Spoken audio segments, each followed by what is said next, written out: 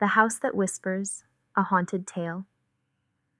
Amara Blake was a woman of reason, a historian and urban explorer. She had spent years unraveling myths and legends, exposing the mundane truths hidden beneath.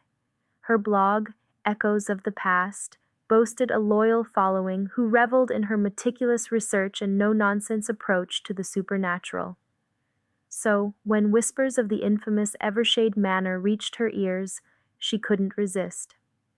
The mansion was a hulking Victorian relic in the middle of Blackthorn Woods, notorious for driving visitors insane with its eerie whispers. She was determined to expose the truth.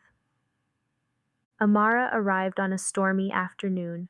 Blackthorn Woods loomed around her, a maze of twisted trees shrouded in fog. The mansion itself was a towering monolith of decay. Ivy crawled up its cracked facade, and lightning illuminated its shattered windows.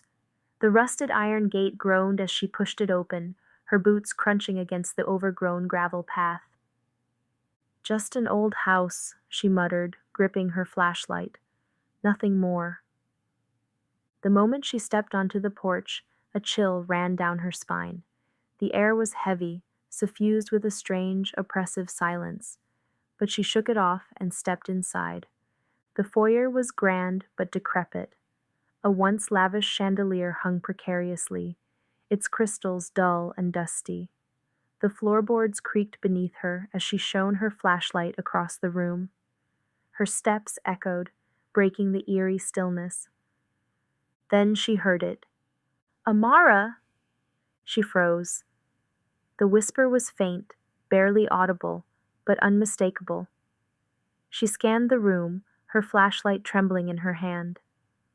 "Who's there?" she demanded, her voice steady despite her racing heart. There was no response, only the faint creak of the chandelier swaying, though there was no breeze. As she moved deeper into the house, the whispers grew more persistent. They weren't random, they seemed to be speaking to her, revealing secrets she had buried long ago. Her father's betrayal, her mother's tears, things no one could possibly know.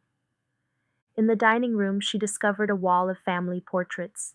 The figures in the paintings were stiff and formal, their Victorian attire meticulously detailed, but their eyes seemed to follow her.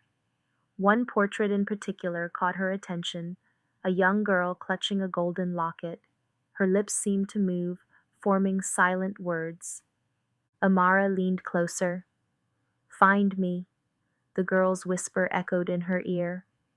The house began to change. Hallways that once led to the foyer now stretched endlessly, their doors slamming shut behind her. The whispers grew louder, morphing into laughter and faint crying. Her flashlight flickered, casting long, distorted shadows that danced along the warped walls. "It's just the wind," she told herself, but the sound of footsteps behind her made her whirl around. Nothing. Just the empty, shifting corridor. After hours of wandering, Amara stumbled upon a hidden door behind a decaying tapestry. Inside was a small study, untouched by time. On the desk lay a tattered journal. She opened it, her breath hitching as she read the tragic tale of the Evershade family. The patriarch, consumed by greed, had struck a deal with a shadowy entity. In exchange for wealth and power, he had to sacrifice what he loved most, his daughter. The girl, betrayed and broken, had cursed the house with her dying breath. Her spirit remained bound to the mansion, luring others to share her torment. As Amara read, ghostly apparitions filled the room. She saw the father's twisted face, the mother's silent screams, and the girl's tear-streaked cheeks. "You have to free her," the whispers pleaded. The whispers coalesced into a single resonant voice. The shadows in the room thickened, forming a towering humanoid figure with glowing red eyes. "You should not have come," it growled. "This is my domain."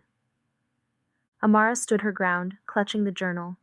"You've fed on fear for too long. It ends now." The entity lunged, its form shifting and writhing. Amara recited the final words written in the journal, a plea for the girl's release. Light erupted from the book, shattering the shadows. The entity howled, its form dissolving into nothingness. The house began to collapse. Walls crumbled and the floor buckled beneath her. Amara ran, the whispers fading into silence. She burst through the front door as dawn broke, the first rays of sunlight piercing the fog. Turning back, she watched as Evershade Manor imploded, leaving behind only a charred, empty plot of land. She stood there, breathing heavily, the journal clutched to her chest. "Just an old house," she whispered, a faint smile on her lips.